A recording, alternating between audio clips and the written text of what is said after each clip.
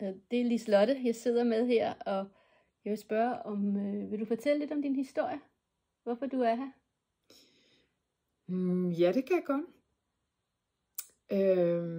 Jeg kender en, som hedder Lene, og hun havde skrevet, at hun efter en meget kort behandling havde fået det meget bedre i sin ankel. Og så tænker jeg, 5 minutter,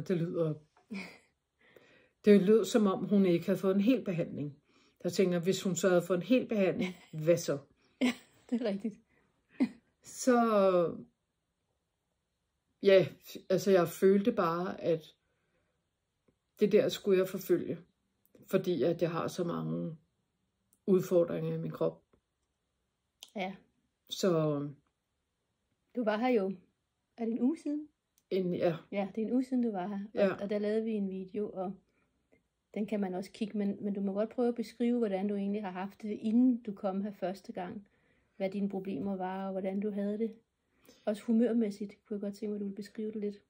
Jamen, jeg følte, at jeg var træt, kunne faktisk ikke rigtig hænge sammen, sover rigtig dårligt, og jeg har ondt i kroppen, altså bevægelseshæmmet, og ja, slidgigt i hofter og i ryggen, og ja, altså, you name it, I got it. Ja, du havde også diabetes. Ja, og diabetes har jeg også, ja. Og så var det jo, og rigtig dårlig balance. Ja, det havde du også. Så vi behandlede dig for en uge siden, og du var jo fuldstændig stiv i hele kroppen, da du kom den første gang. Ja. Du var jo nærmest som en robot, du kunne næsten ikke bevæge dig, og du var også meget, man kunne se, at du var virkelig tynget af alle de her problemstillinger. Du var virkelig, dit ansigtsudtryk viste virkelig, altså da du kom ind i døren i dag, jeg var helt i tvivl, om det var dig. Fordi det var en helt anden pige, der kom ind ad døren, og håret var sat op, det skulle mit også være. Og du udstrålede bare en glæde og en energi, men nu må du lige forklare, hvordan du efter den behandling, hvordan du fik det, både lige efter og dagene efter også. Altså lige efter, der var jeg fuldstændig tom. Ja, tom du var lidt i chok næsten. Ja, tom oven i låget. Ja.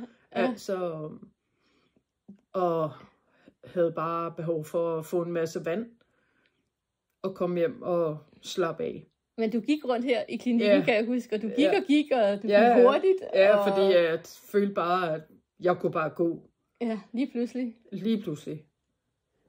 Og jamen så, den sidste uge har jo så været præget af, at så har jeg haft ondt i skulderen, ondt i nakken, så er det gået lidt væk, så har jeg haft hovedpine, så er det gået væk, og så har jeg bare kunne mærke, at kroppen har arbejdet på forskellige områder.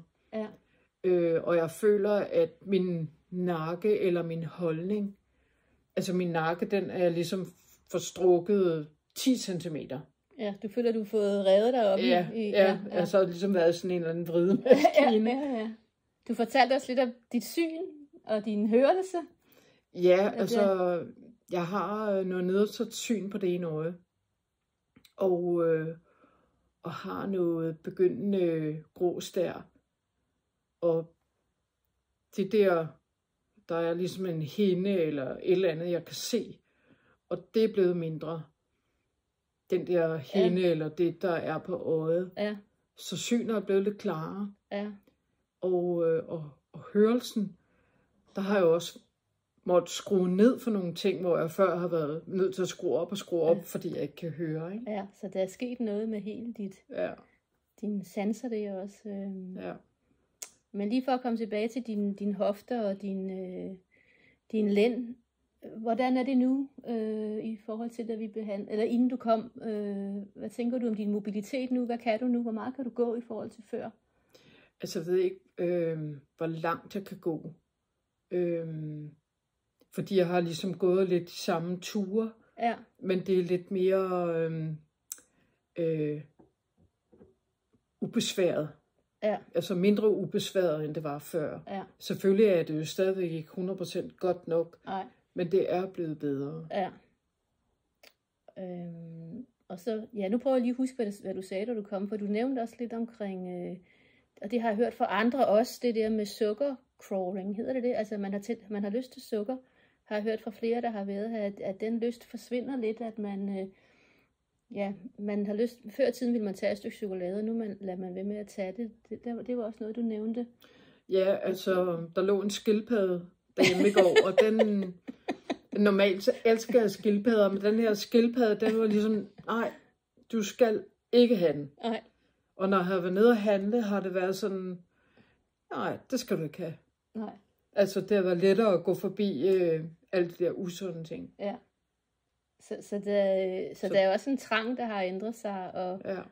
Tænker du, dit humør også, hvad tænker du af det? Har det også forandret sig? Ja, altså, jeg er blevet mere sådan Friday. Altså afslappet. Ja. Men jeg føler mig mere